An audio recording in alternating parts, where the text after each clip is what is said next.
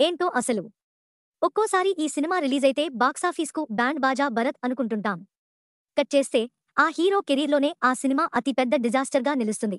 నిజానికి కొన్ని సినిమాలు ఊహించని విధంగా అరివీర భయంకర హిట్లు కొడితే, మరికొన్ని దారుణమైన ఫలితాలు చూస్తుంటాయి. ఇక ఇప్పటివరకు తెలుగులో డిజాస్టర్ సినిమా అంటే గుర్తుకు వచ్చేది రాధేశ్యామ్, ఆచార్య, ఏజెంట్ సినిమాలే. ఈ సినిమాలు ఎంత పెద్ద డిజాస్టర్లు అయ్యాయంటే, ఆ హీరోలు సైతం ఈ సినిమాలు కలలో కూడా గుర్తుకు రావద్దు అనుకుంటారు.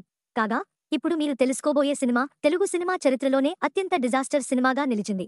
ఈ సినిమా బడ్జెట్‌లో పావు వంతు కూడా ఇప్పటివరకు కలెక్ట్ చేయలేకపోయింది. ఇంతకీ ఆ సినిమా ఏంటా అనుకుంటున్నారా? ఆ సినిమా మరేంటో కాదు, గేమ్ చేంజర్ మూవీ.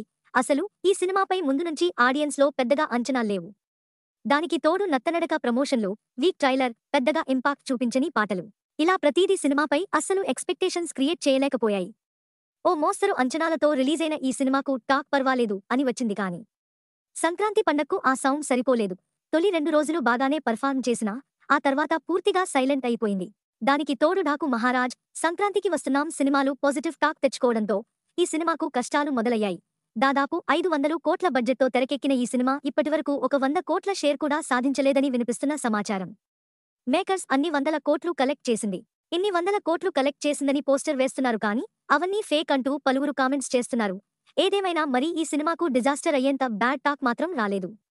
చాలా మంది సినిమా చూసిన వాళ్ళు పర్వాలేదు, కొన్ని సీన్లు తీసేస్తే సినిమా బాగానే ఉంటుందని కామెంట్స్ చేస్తున్నారు.